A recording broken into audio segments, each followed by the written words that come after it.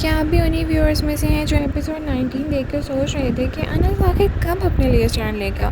एक तरफ अंसा हर मुश्किल में उसका साथ दे रही है और दूसरी तरफ अंस हर बार इमोशनल ब्लैकमेल का शिकार हो जाता है। इस एपिसोड के बाद सोशल मीडिया पर फैंस का गुस्सा फूट पड़ा और लोग कह रहे हैं कि अनस हीरो कम और मजबूर कैरेक्टर ज़्यादा लग रहा है।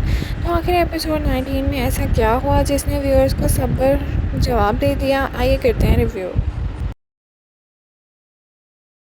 अस्सलाम वालेकुम नाज़रीन, welcome back to my channel. बस तेरा साथ हो एपिसोड 19 स्टोरी के लिए एक इम्पॉर्टेंट था, लेकिन साथ ही साथ एपिसोड ने फैंस को काफ़ी फ्रस्ट्रेट भी कर दिया। जहाँ व्यूअर्स उम्मीद कर रहे थे कि अनस फाइनली अपने राइट्स के लिए स्टैंड लेगा, वहीं उसने एक और ऐसा फैसला कर दिया जिसने सबको हैरान कर दिया। सोशल मीडिया पर व्यूअर्स ने इस बात पर काफ़ी क्रिटिसाइज़ किया है और कहा है कि अनस ने कैरेक्टर हद से ज़्यादा वीक दिखाया गया है।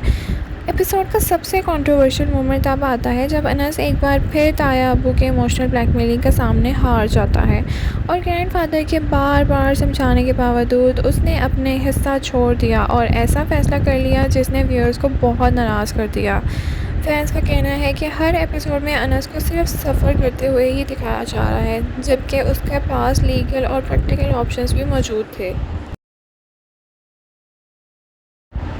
एपिसोड देखकर एक बार फिर ये कंट्रास्ट सामने आया है कि अंसा हर सिचुएशन में हिम्मत और मैच्योरिटी का मुजाहरा करती है, जबकि अनस अक्सर कन्फ्यूजन और प्रेशर का शिकार हो जाता है।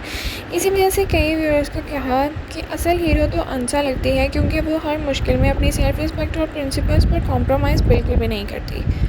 नाज़रीन, एपिसोड का एक इमोशनल एंगल ये भी था कि अनस को पहली बार अंदाज़ा हुआ कि अंसा कितनी प्रॉब्लम्स फेस कर रही है, लेकिन ये रियलाइजेशन भी उस वक़्त हुई जब उसने अंसा को अपने फ्रेंड के साथ बात करते हुए सुन लिया।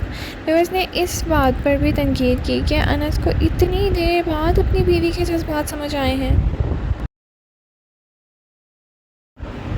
एपिसोड के बाद सोशल मीडिया पर रिएक्शन का सिलसिला ऐसा शुरू हुआ कि ख़त्म होने का नाम नहीं ले रहा। कई व्यूअर्स ने कहा कि अनस के कैरेक्टर उसका ब्लड बॉयल कर देते हैं, क्योंकि वो हर बार गलत लोगों की बात मान लेता है। कुछ फैंस ने यह भी कहा कि वीकनेस को सेक्रीफाइस और गॉडनेस को नाम पर ग्लोरीफाई नहीं करना चाहिए। लेकिन कुछ व्यूअर्स का मानना ये भी है कि अनस का कैरेक्टर इंटेंशनली ऐसा लिखा गया है ताकि उसकी ग्रोथ और ट्रांसफॉर्मेशन फ्यूचर एपिसोड में ज़्यादा इम्पैक्टफुल हो सके। नाज़रीन, हर क्रिटिसिज्म के बावजूद एक चीज़ जिसने व्यूअर्स को कनेक्टेड रखा है वो है अंसा और अनस की केमिस्ट्री। दोनों कैरेक्टर्स के दरमियान इमोशनल बॉन्ड धीरे धीरे डेवलप हो रहा है और अंसा की सपोर्ट और कंसर्न ने अनस की ज़िंदगी में एक पॉजिटिव चेंज लाना शुरू कर दिया है। इसी वजह से फैंस अब भी उनकी जर्नी में इन्वेस्टेड हैं। नाज़रीन, अगर गहराई से देखा जाए तो अनस का कैरेक्टर एक इमोशनली अब्यूज्ड इंसान की रिप्रेजेंटेशन है। सालों की ऑपरेशन और नेगलेक्ट ने उसका कॉन्फिडेंस बिल्कुल ख़त्म कर दिया है और इसीलिए वो हर बार अपने राइट्स के लिए खड़ा नहीं हो पाता। नाज़रीन, बेस्ट सीन वो था जब अनस को एहसास हुआ कि अंसा के लिए कितनी सिंसियर है और वो कितनी सेक्रीफाइस कर रही है। ये मोमेंट उनके रिलेशनशिप के लिए बहुत टर्निंग पॉइंट था। ओवरऑल बात करें तो बस तेरा साथ हो एपिसोड 19 इमोशनली स्ट्रॉन्ग एपिसोड था, लेकिन अनस के डिसीजन ने व्यूअर्स को काफ़ी फ्रस्ट्रेट कर रखा। अंसा की स्ट्रेंथ और अनस की वीकनेसेस का कॉन्ट्रास्ट कहानी का सबसे बड़ा डिसीजन पॉइंट बन गया है। आपके ख्याल में अनस बहुत ज़्यादा वीक है या उसका कैरेक्टर रियलिस्टिक लगता है, और क्या वो फ्यूचर में अपने लिए स्टैंड ले पाएगा? कमेंट सेक्शन में अपनी राय का इज़हार ज़रूर करें। लाइक शेयर सब्सक्राइब करना ना भूलें। Thank you so much for watching. अल्लाह हाफिज़।